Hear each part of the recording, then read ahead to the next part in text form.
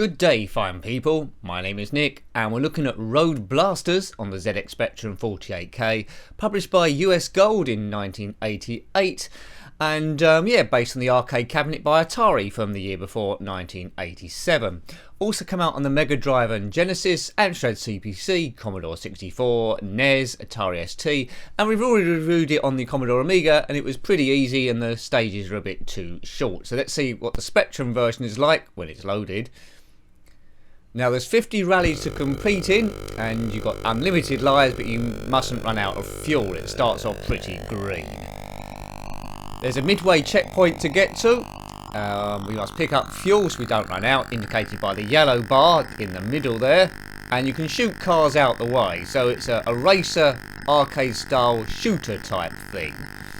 The car we're driving, if you're interested, is a GWB, or 6WB, I can't read my writing, 68 Turbo something or other. Now on this road to hell, we must avoid mines, gun turrets that shoot at us, and oil spills also, so essentially get to the end of the level without running out of fuel. Now the straight lines on this road look a little bit crooked. What's going on? Right, these green dots represent extra fuel. Look, extra fuel collected. Every now and again, or at least on the arcade version and the Amiga version, a chase support vehicle will fly in and lower a weapon for you to drive into so you can collect it. The engine sounds a bit annoying. That's the halfway point, and we get extra fuel. Now look out for the display. It will give you a warning when there's mines imminent. If you go too slow, you don't get to the end. But we're going maximum speed here. The car's a bit laborious. Good road handling though. Looks a bit like a DeLorean from Back to the Future. Do check out my review on this on the Commodore Amiga so you can compare the two. But I'll tell you one thing about this game. The horizon's scrolling like no other game I know on the ZX Spectrum. It's scrolling along much faster than our car's driving, which is a bit weird. That is a bit weird. There's a bit of a mismatch there. Check it out on the next bend if you missed it last time. When we go in a corner, the horizon will scroll miles too fast as gun turrets shoot at us. Sometimes blowing up cars can get you extra fuel. If you run out of fuel in the main tank, you do have a reserve tank, and we've got to the end. Kaboom! Right, there we go. Stage 1. That was exciting, wasn't it? Or was it? Was it maybe? I don't know. I'm not a great fan of US Gold's conversions. Next stage is green as well. As you can see, stage 2 on the top right. 48 after this one. They're all roughly the same here. Right, collect the fuel. Watch the yellow bar go up. There it goes.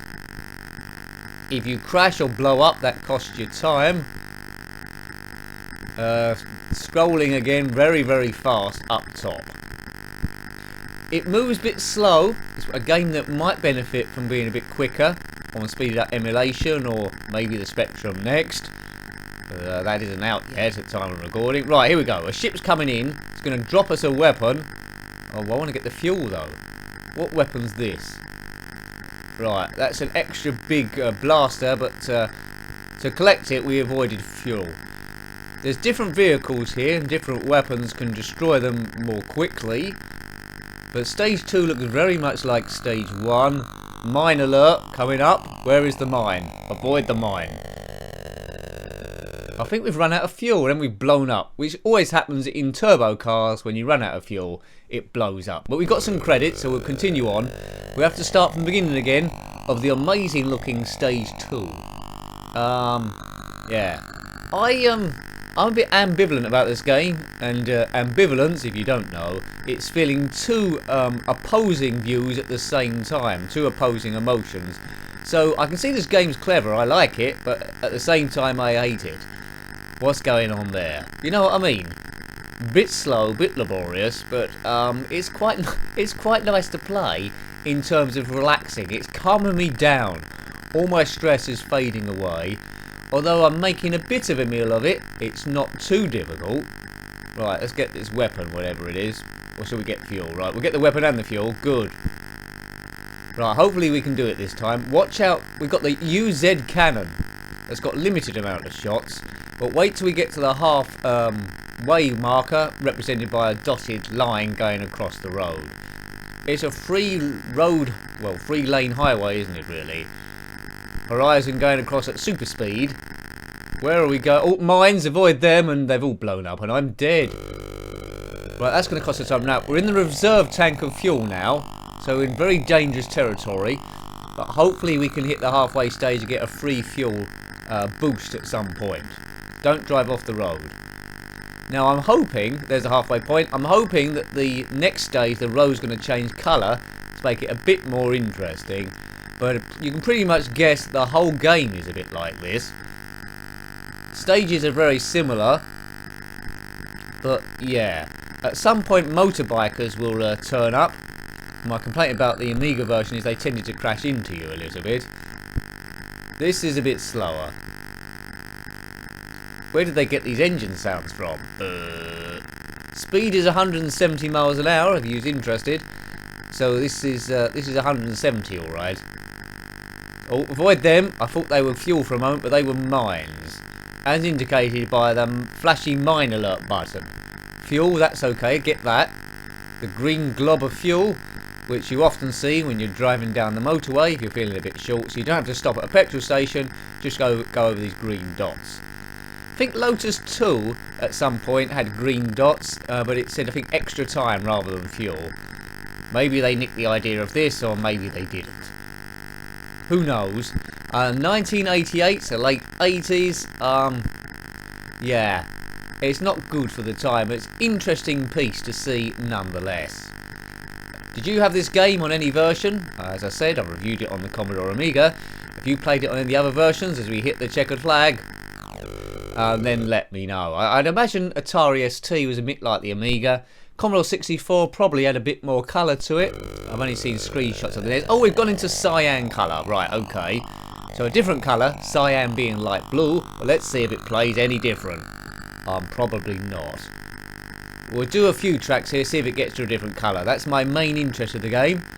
And you know a game's good when all you want to do is see if the road changes colour in the next stage. Yeah, maybe. Well, it's getting a bit boring, isn't it, folks?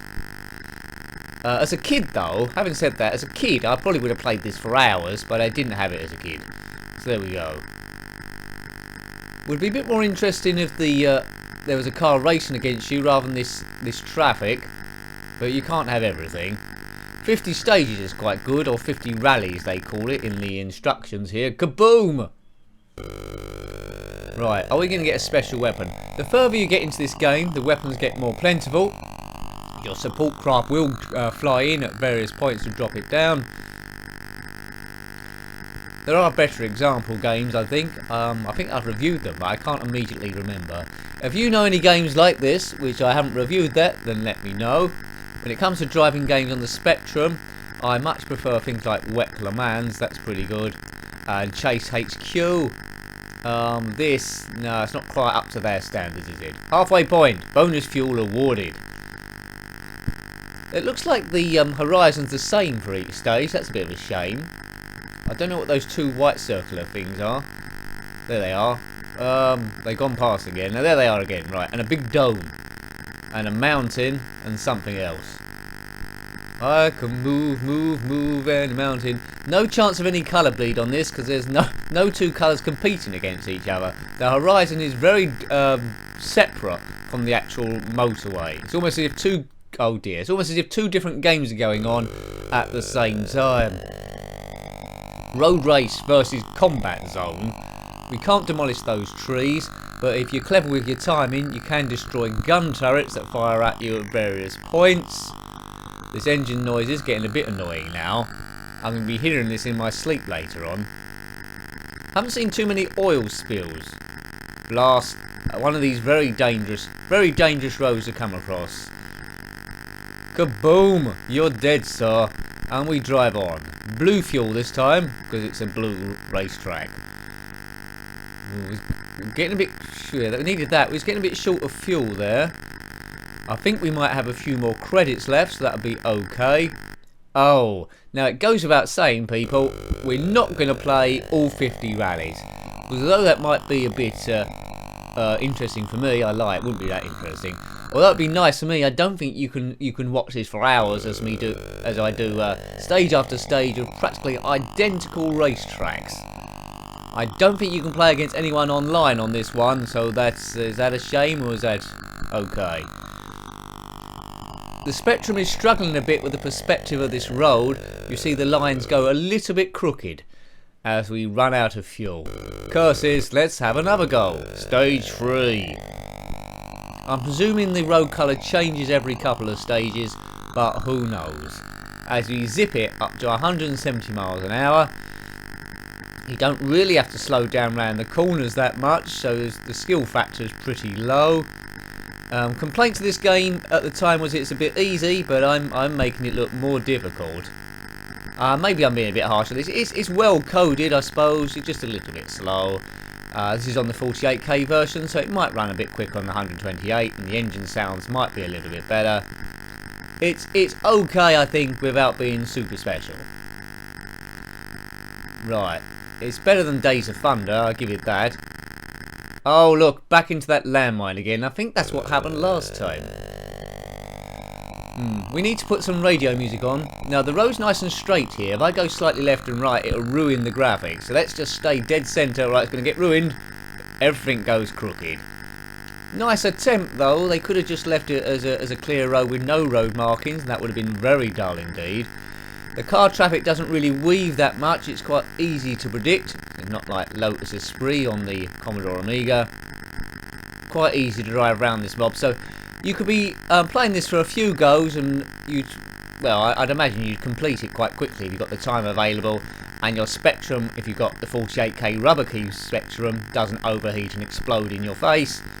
I never had a Spectrum that exploded, but they did tend to get rather hot, to a point where I was worried it was going to burn the insides.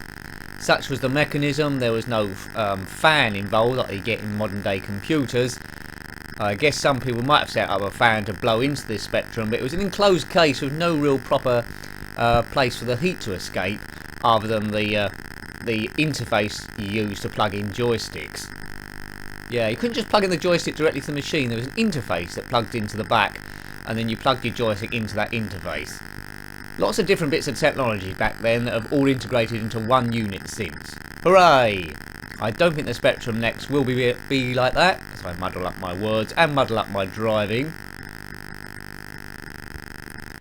So, chase view racing, no different views in Spectrum days. You just have one view and you better make use of it. No rear view mirrors, but I wouldn't expect that on a ZX Spectrum game. I wonder if this will get revamped in the new Spectrum Revolution, where new games are going to be coded all the time. Now, what colour stage is going to be after this, do you think? Probably going to be another blue one, isn't it? Blue, it's gonna be a blue Christmas without you, etc. And other blue songs. We've finished now. Put your favourite blue song below, and I don't mean that boy band blue. Unless you're in the boy band blue, then I suppose you can do. Right, here we go. Tape loading, we'll edit this. Right, it's gone green, but we're in the mountains. There's different scenery in the distance, so green again. That's disappointing. I was hoping for yellow, but at least the horizon's changed for stage 4 of 50. And it looks like the same sort of thing again. Blow up everyone, collect fuel pods. Can you take the excitement in this excitement zone factory? I think you can agree, I don't just review the best games, I review a mixture, because it's good to see all of them. And the more games that you review, the more rounded you are in judging what a good game is and what a good game isn't. Right, let's collect this weapon. What weapon is it going to be? It's a nitro injector. What's that, for boosts? Can we make this go quicker? And there's bikers now. These odd graphics, believe it or not, are motorbikers. They explode the same as any other normal car. They were a bit suicidal in the Amiga version. They crash into you deliberately. Here you can just drive past them at will, to be honest. Bit worried about the main tank. The fuel seems very low, but we have got a bit of fuel in the reserve tank. As I say quite frequently, what could possibly go wrong? Halfway, extra fuel, all going good. This might be the last stage we play, folks, if it's going to be the same like this. But it seems to me that it's going to go between the blue stages and the green stages, and every so often the horizon's going to change. we zip past these mountains to make you feel like you're in a different land, but we all know that we're in exactly the same land. Why are these turrets shooting us? I'm sure there must be a backstory behind this. If you know the backstory, let me know. If you want to make up a backstory as to why this is happening, then yeah, that's more exciting. Put that in the comment section below. What's the backstory, made up backstory by you about this game? And then I'll say, oh, that's good. Right, okay. Buff, more fuel. Let's just get to the end of this one. We can do this thing, can't we? This has not been made into a movie, as far as I'm aware. If it does get made into a movie, I'm available as maybe, I don't know, the driver, not someone that gets blown up. Hopefully the engine sounds are better in the movie. I don't think I'll be watching the movie to the end. Maybe we'll watch the first 6 stages, but this is stage 4, remember, and I know it feels to you like you've been watching this for ages. It feels to me like I've been playing this for 65 hours, and I don't know how I'm still talking about it, to be fair. Oh, kablamo. Don't drive over a landmine. Why do they put these in the road? It's almost as if they want us to get killed. Up to 170 miles an hour. No gears, it's all automatic here. Oh, we've gone quicker this time, 184. Well, the game gradually gets quicker as you go through then, it looks. As your skill level goes up. Must be near the end. There we go, there's the end. Hooray! Hooray for us!